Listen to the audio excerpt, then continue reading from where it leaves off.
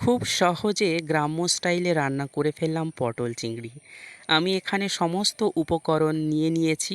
প্রথমে একটা কাঁটা চামচ দিয়ে পটলগুলোকে এইভাবে ছিদ্র করে নেব, যাতে মশলাগুলো ঢুকতে সুবিধা হয়। এরপর কড়াইতে সামান্য পরিমাণ সরষের তেল দিয়ে চিংড়িগুলোকে লাল লাল করে ভেজে তুলে নেব এবং ওই তেলের মধ্যে পটলগুলোকে ছেড়ে দিয়ে একটু লাল লাল করে ভেজে নেব।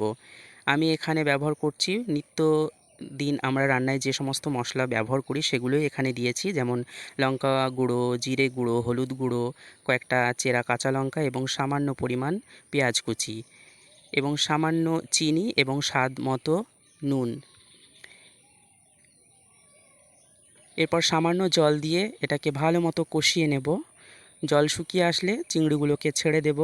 তারপর আবারও সামান্য জল দিয়ে আবারও ভালো মতো কষিয়ে নেওয়ার পর ঝোলের জন্য জল দিয়ে ভালো করে ফুটিয়ে নেব। তোমরাও এইভাবে ট্রাই করতে পারো, দেখবে খুবই সুন্দর লাগবে খেতে। আর এই যে দেখো বন্ধুরা, আমার রান্না একদম কমপ্লিট, দেখতে অসম্ভব সুন্দর হয়েছে। শেষে এই যে ভাজা জিরে গুঁড়ো দিয়ে দিলাম।